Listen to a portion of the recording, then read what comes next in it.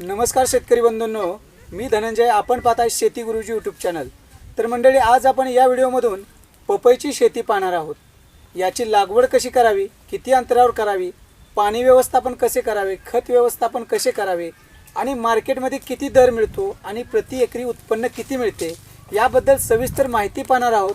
तर मंडळी, व्हिडिओ पूर्ण पहा आणि चॅनलवर नवीन असाल तर चॅनलला जरूर सबस्क्राईब करा. नमस्कार सर, आपला परिचय द्या. नमस्कार, माझे नाव महादेव विलास कांबळे, मुक्काम पोस्ट वाखरी, तालुका पंढरपूर, जिल्हा सोलापूर. सर, आपण किती एकरावर ही पपईची लागवड केली? हे आता 3 एकर प्लॉट आहे आपला. 3 एकराचा आहे. हां, तर कोणती व्हरायटीची लागवड केली? ही व्हरायटी 15 नंबर. 15 नंबर. हां, दुसऱ्या कोणकोणत्या व्हरायटी आहेत शेतकऱ्यांना परवडण्यासारख्या? 15 नंबर एक आहे, आईस बेर एक आहे, ग्रीन बेर एक आहे, पण तैवान एक आहे, पण तैवानाचा थोडासा व्हायरस जादा आहे. या व्हरायटीला कमी आहे हा व्हायरस. 15 नंबर अजिबात व्हायरस म्हणून आहे, असले अजिबात व्हायरस नाही. उत्पन्नाला कसं आहे व्हरायटी? उत्पन्न 1 नंबर व्हरायटी. सर, आपण याची लागवड करण्यापूर्वी शेताची मशागत वगैरे कशी केली होती? याला नांगरट आणि रोटरीने पण पाय केली होती आणि पहिला ड्रेप हातरून 6x7 वर लागण केली होती. 6x7 वर लागवड केली. हां, बरं, ती आपण जी काही रोपे आहेत ती रोपे कुठून खरेदी केली? ही परांड्यावरून खरेदी केली होती. परंड्या म्हणजे किती रुपयास मिळाले? एक 10 रुपयाला पोच केली होती रोप त्यांनी. 10 रुपयाला एक. हा, आता आपल्या या एकरामध्ये किती रोप बसतात टोटल? एकरामध्ये 900 रुपये बसतात. 900 रुपये. हा, ओके. तर हे 900 रुपये बसल्यानंतर आपण ठिबक सिंचनवर किती खर्च केला एकराला? ठिबक सिंचन एकरी 30,000 रुपये खर्च केलेला आहे. 30,000. हा, ओके.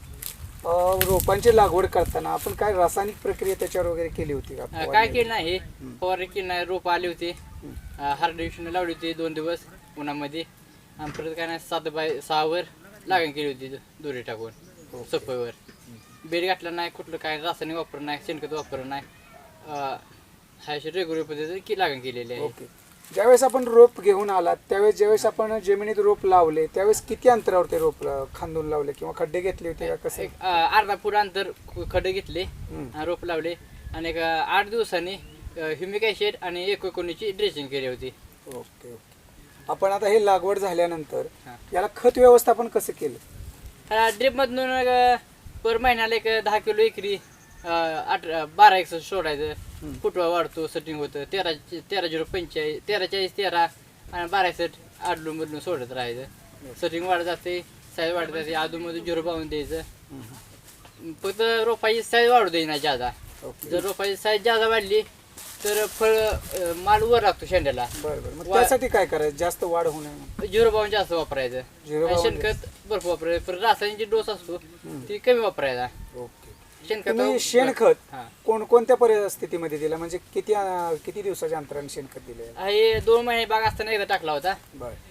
आणि परत काय टाकलं नाही, काय नाही. आपलं रासायनिक लिक्विड सुरू राहील. एका एखाद्याला अर्धी पाट टाकली होती आम्ही. हा. ओके. तर सर, हे झालं याचा विषय. आता आपण याचं जे व्यवस्थापन केलं हा. त्याला फळं जास्त लागावेत म्हणून काय करावं लागतं? ह्याला लहानपणापासून फक्त ह्याला पाणी जादा खपत नाही. बरं. जर तुम्ही पाणी जादा सोडत राहिला तर नुसतं हाईट वाढत जाती, सेटिंग कमी होतं. ओके. त्यामुळे पाणी अतिशय पाणी कमी लागतं. कमी लागतं. हा, ठीक आहे. तर आता आपण 1 एकरामध्ये 900 झाडे बसलेत बोलतो. हा. मग आपल्याला या बागेतून किती उत्पन्न अपेक्षित आहे? मला एकरी 80 टन अपेक्षित आहे उत्पन्न. एकरी 80 टन. कसं जातं याचा दर काय? कमीत कमी दर किती असतो? आता मॅक्झिमम किती हा, असतो? आमचा सरासरी प्लॉट 14 होता, तर त्यामुळे 24 रुपयाने मागणी होती. बरं. त्यामुळे 3-4 टन म्हणजे सुरुवातीला माल निघत होता. आता प्लॉट जसं जसं प्लॉट वाढत गेला, आता चालूला 7 टन माल निघतोय. बरं. 7.5 टन 8 दिवसाला माल निघतो. म्हणजे थोडक्यात आपल्याला 1 एकरातून किती उत्पन्न मिळेल? एकरी सरासरी ॲव्हरेज आता सुरुवातीला मला 24 रुपये गावलं होतं. आता सरासरी 6 रुपयाने कटिंग चालू आहे माझ्या चालूला. पण शेतकऱ्यांना किती कमीत कमी ॲव्हरेज मिळालं तरी परवडू शकतं? तरी कसं आहे, ही जर 15 नंबर व्हरायटी शेतकऱ्यांनी लावली तर कमीत कमी 100 टन एकरी ॲव्हरेज निघतं. ओके. आम्ही ह्या वर्षी पण गेल्या वर्षी लावली होती 100 टन निघतं. ह्या वर्षी पण लावली 90-100 टन आपण तो ॲव्हरेज निघतं. बरं. 100 टन निघाला आणि दर समजा आपल्याला एक 7 रुपये भेटला, सरासरी 7 रुपये तर भेटला तरी 7 लाख रुपये होते. म्हणजे जर आपण ऊस पिकाची तुलना केली याच्याशी तर काय सांगाल? ऊस पिकाला पपई पीक हे कधी आवरू शकत नाही. काही शेतकऱ्यांनी मधील काळामध्ये आपल्या पपईची म्हणजे जे काय बागे आहेत हा ती पूर्ण रोटरच्या साह्याने मग खराब हे करून टाकले. रोटर साहेब मिळाले कारण की एक वर्ष पूर्ण चालू आहे लॉकडाऊन. त्यामुळे लॉकडाऊन असल्यामुळे परदेशात माल जायचं पूर्ण बंद झालेला आहे. त्यामुळे कसं होतंय इथल्या इथं माल जवळ खपत नाही. बर बर परदेशात जर माल गेला तरच आपल्याला मालाला डिमांड जादा येणार आहे, तर ₹1 ₹2 वाढणार आहे. आपला माल कुठे जातोय आता? आता हे चालू मला जागेला व्यापारी दिलेला आहे, जागेला कटिंग आहे. हे आता दिल्ली मार्केट चालू आहे गाडी हो. भरायला. सर आपण लागवड केल्यापासून याची फळं मिळण्यास किती दिवसांनी सुरुवात होते? ही 3 महिन्यानंतर कळतं. तिथनं सेटिंग सुरुवात होती. 3 महिने झालं, 3 3.5 4 महिन्याच्या अगोदरच सेटिंग करायला चालू होती. ओके. तिथनं पण 3 महिना चालू होते. 7.5 महिना प्लॉट चालू होतो. 7.5 महिन्यामध्ये आपल्याला मार्केटला माल चालूच होतो. आणि हा किती महिन्यापर्यंत आपल्या शेतात राहतो? आणि ही 15 मे व्हरायटी आहे. 1 नंबर जर चांगली पहिल्यापासून झोपली तर कमीत कमी 10 महिने कंटिन्यू चालत राहते. म्हणजे 10 महिने कंटिन्यू आपल्याला फळे मिळत राहतात. आयची बेरिंग ग्रीन बेरी आहे ती जास्त दिवस चालते. 2 वर्षापर्यंत चालू शकतो शेतकरी. तर शेतकरी कसं आहे कंटिन्यू ते लिक्विड सोडणं त्यावर लक्ष देणं जर कंटिन्यू केलं तर 2 वर्ष कंटिन्यू फळ चालू शकतो. आणि 15 नंबर 1 वर्ष कंटिन्यू चालते प्लॉट. सर आता या पपई शेतीमध्ये अडचणी काय आहेत? सर्वात महत्वाच्या येणाऱ्या अडचणी काय आहेत आहे आणि त्याच्यावर उपाययोजना काय करावी? ह्या पपईमध्ये कसं आहे जर तुम्ही तैवान जर एखाद्या शेतकरी लावली तर तैवानला भयंकर व्हायरस रोग आहे. ही 15 नंबर आम्ही लावल्यापासून अजून स्प्रे कुठलाही घेतला नाही. फक्त एकच स्प्रे घेतला लावल्यापासून. चालू झाल्यावर कुठे तर हसवार आली होती त्यासाठी फक्त कराटी 2 मिलीनं फवारे, बाकी एकही स्प्रे घेतला नाही अजून फक्त. या पिकावर जो व्हायरस हा रोग आहे हा त्याच्यावर काय उपाययोजना करावी लागते झालं तर? जायचं आपलं डिपेन्सर एक आयडी कंपनीचा 1 नंबर रिझल्ट मिळतो. डिपेन्स हा डिपेन्सर म्हणून आहे. वायपर म्हणून औषध आहे ती बाजारात अवेलेबल. आता नवीन व्हरायटीवर नवीन औषध आलेले आलेली आहे. म्हणजे त्यामुळे कोणताही रोग झाला कोणतीही कीड झाली तर त्याच्यावर निश्चित नियंत्रण करता आहे. येते. हा तर काय सांगाल शेतकऱ्यांना या पिकाबद्दल? ही शेतकऱ्यांनी काय लावावं 15 नंबर व्हरायटी 1 नंबर आहे लावावी. आवरेज चांगला आहे, उत्पन्न चांगला आहे, मार्केटला 1 नंबर आहे. तैवानपेक्षा ही मार्केटला 1 नंबर चालते. तैवान जर समजा रेग्युलर मध्ये आता आमची 6 रुपयाची कटिंग आहे तर तैवानची 4 रुपयाने कटिंग चालूला.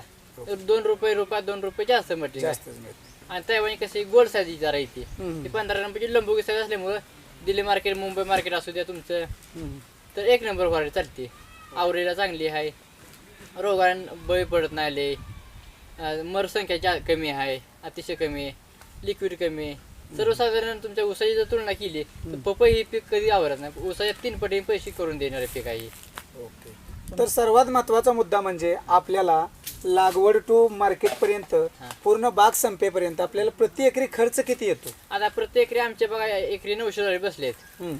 910 आम्हाला रोज पोच केलं होतं त्याने. बर. ते 9,000 रुपये. बरोबर. लागवड का आम्ही घरी केली.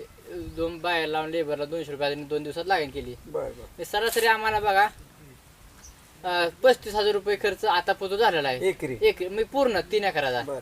आम्ही काय मी हे रान होतं हेच. आणि उत्पन्न किती मिळणार आहे टोटल आपल्याला? आम्हाला सरासरी 35,000 रुपये खर्च आहे. कारण की अगोदर आमची ह्यात होती बाग. बरोबर. डाळिंबी बाग आम्हाला 3 वर्ष 7 दिली नसल्यामुळे ती मोडली बाग मोडली. पपईला त्याला काही रासायनिक म्हणजे थोडंसं आपलं शेणखत वापरून आणि लागवण केलेली आहे. आणि वेळची वेळ आपल्याला थोडंफार लिक्विड कधी तर कधी सोडत गेलो आहे. सरासरी 40,000 रुपये आसपास खर्च झालेला आहे. 40,000 खर्च आला आहे आणि उत्पन्न 3.5 लाखाच्या वर मिळणार एकरी. म्हणजे तुम्हाला निश्चित 3 लाख रुपये तरी निश्चित एकरी 3 लाख रुपये निघाला काय झालं नाही. सर दुसरा एक असा मुद्दा आहे की ही काळ्या जमिनीमध्ये वगैरे येते का व्यवस्थित?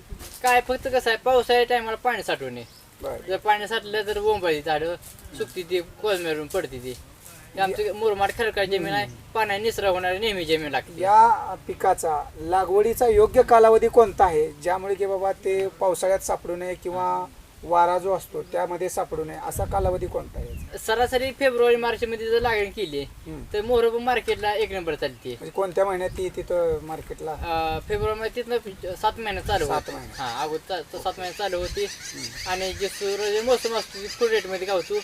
सरासरी रमजान महिन्यात आली तर त्यांचा सण असतो रमजान महिन्याचा मुसलमानाचा त्यात 1 नंबर व्हरायटी चालते. ही सर आपण खूप छान माहिती दिली. निश्चितच याचा शेतकऱ्यांना फायदाच होईल. तर मित्रांनो यांना एकरी सरासरी 40,000 रुपये खर्च झालेला आहे या बागेसाठी. या पिकासाठी आणि यांना कमीत कमी 3 लाख रुपये तरी प्रति एकरी मिळणार आहेत. तर आपण इतर पिकांची तुलना केली डाळिंब पिकाची, त्यावरही मोठ्या प्रमाणात रोग आहेत. पिकात मिळाले तर चांगले पैसे मिळतात, परंतु याच्याशी तुलना केली तर निश्चितच यामधून जास्त उत्पन्न मिळत आहे. तसेच ऊस पिकही आहे. ऊस पिकालाही मोठ्या प्रमाणात पाणी लागते, रासायनिक खते लागतात. त्याच्याऐवजी थोडेफार आपण आपल्या शेतामध्ये 1-2 एकरामध्ये असा प्रयोग केला तर निश्चित यामधून सुद्धा चांगले उत्पन्न मिळेल. धन्यवाद सर.